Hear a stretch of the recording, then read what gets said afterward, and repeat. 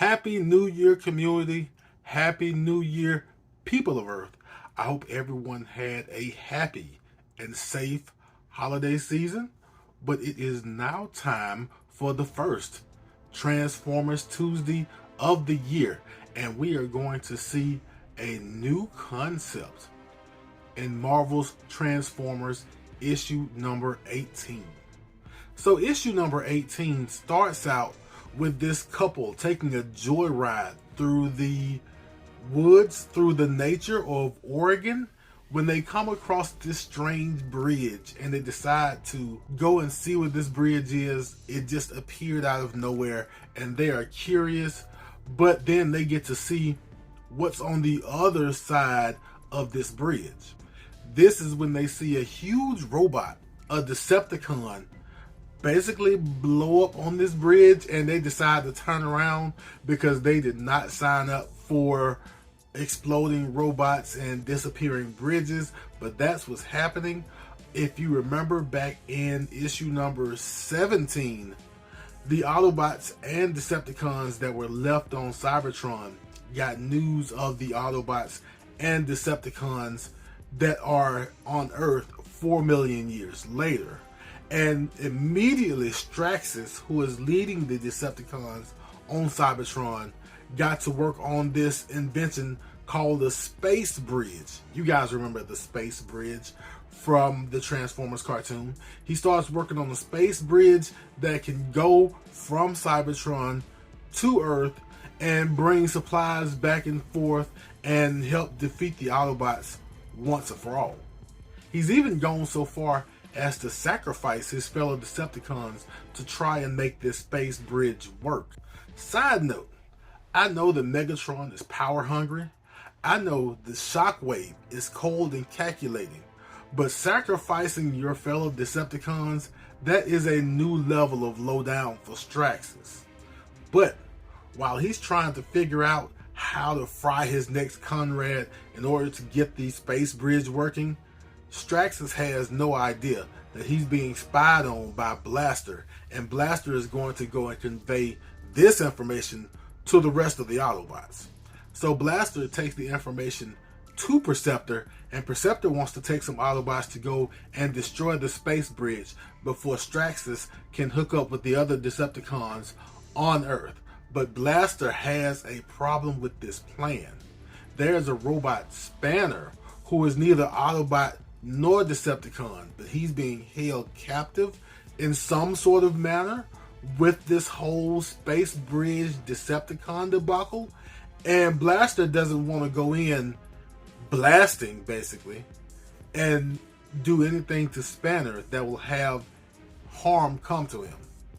If you remember issue number 17, Blaster lost his friend Scrounge in an incident pretty close to this one, and he doesn't want it to happen again.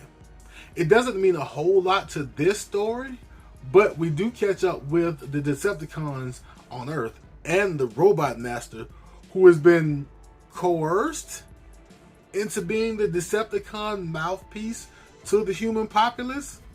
I was shocked, but he stood up to Soundwave and stood up to Megatron, and he may have paid the price if Straxus had not been able to send a message through to the Decepticons, letting them know he has the space bridge technology and he's going to try and get the space bridge to Earth so that they can move energy and resources back and forth on their conquest of both Earth and Cybertron.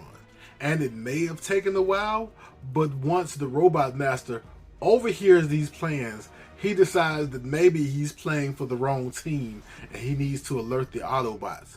But we don't get that in this issue. So back on Cybertron, Perceptor and Blaster put together a plan to destroy the space bridge but not cause any unnecessary casualties. Then a huge monkey wrench comes into the plan.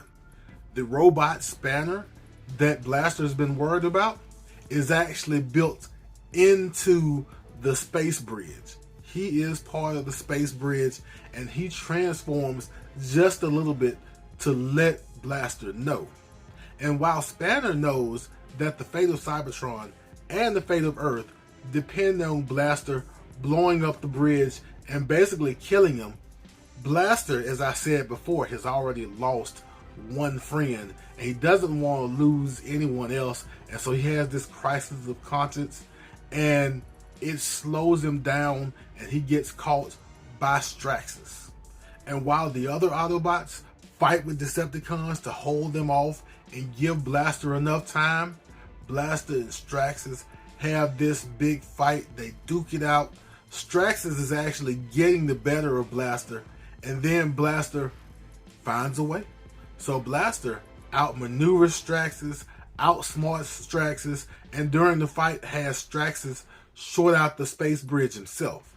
And what this does is make the space bridge unstable, make the space bridge transport whoever's on it to Earth, and now we have a brand new set of Autobots on Earth with the rest of the Autobots, and the space bridge temporarily destroyed.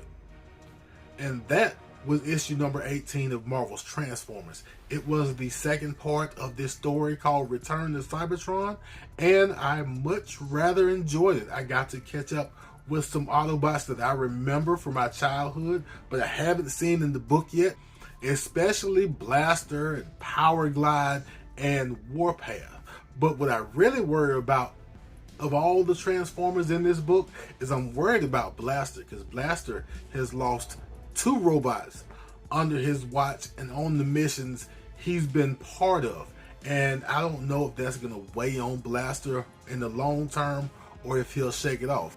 But we'll see the next time we visit Marvel's Transformers on Transformers Tuesday. I hope you enjoyed yourself. I hope you saw something you liked. If you did enjoy yourself, go ahead, hit that like button. And if you want to keep up with me, catching up with the Transformers, hit the subscribe button, hit that notification bell. Of course, feel free to leave comments. I'm thinking about taking a break from Marvel's Transformers really quickly because I just got the last issue of Transformers Shattered Glass 2, and I think I want to break off and cover that next and then come back to Marvel's Transformers, but we'll see what I do. I think that's the plan. I'm 99% sure. So be prepared to have your world changed by Ultra Magnus in the coming weeks. But as we always do at this time, love yourself, love others, and I will be back in a flash.